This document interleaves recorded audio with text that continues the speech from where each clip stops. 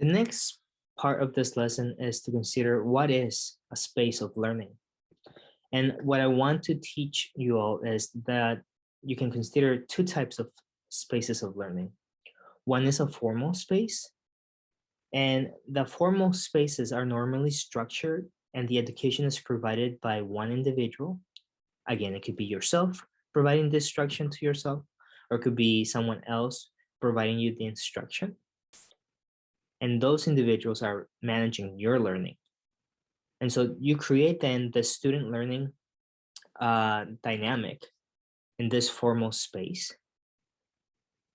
The next one is an informal space. And this informal space, it's not limited. This informal space can be as the picture on the right signals. It can be outside in nature, taking in the environment, taking in the information that you are receiving through your eyesight, to your hearing, through your senses. But it could also simply be your kitchen space, your living room space, your bedroom.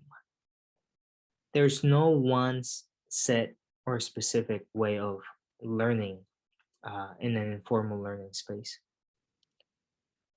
During this class, what I want us to consider when we're thinking about a learning space or education is that there are three main components. Number one is the instructor. The instructor, I'm referring to an individual, or I'm also referring to, for instance, in my case, nature. When I talked about earlier last week in the example that I gave, nature became my instructor that was teaching me about itself, the beauty, the vastness of nature.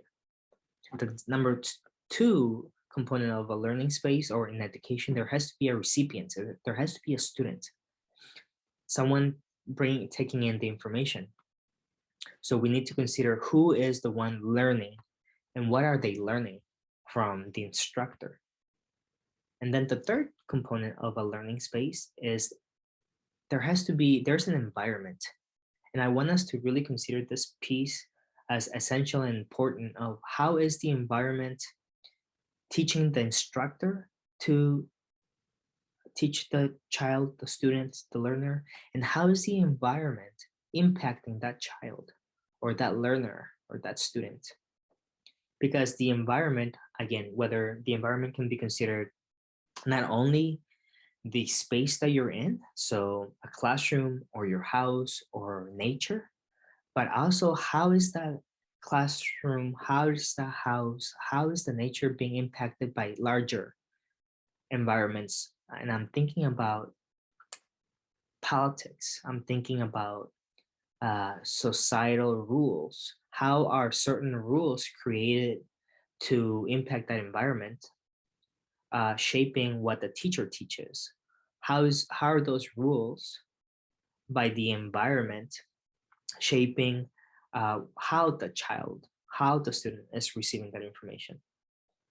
I used the example of nature as my learning space last week, and I wanted to show and bring that back again because nature, even though it was not supposed to be the instructor of my experience in the wilderness here in Colorado and in Durango, Colorado, nature became my instructor. It helped me recognize and value the vastness and beauty of nature. It helped me understand the dangers of nature.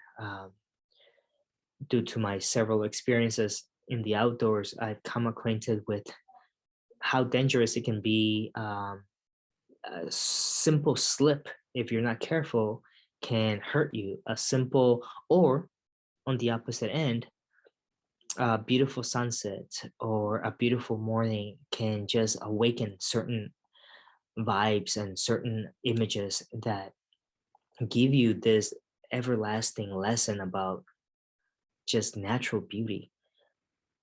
So when you consider the triangle of the learning space, the teacher, the child, and the environment, or the teacher, the student, and the environment, in my example, I was the student in this case. Nature was the instructor, and the environment itself was this vastness of beauty and nature.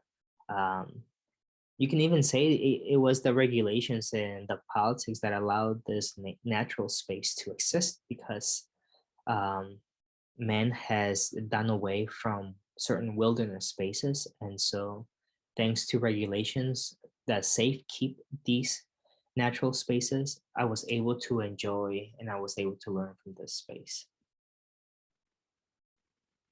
Thank you for listening. I look forward to your responses, and we'll see you next week.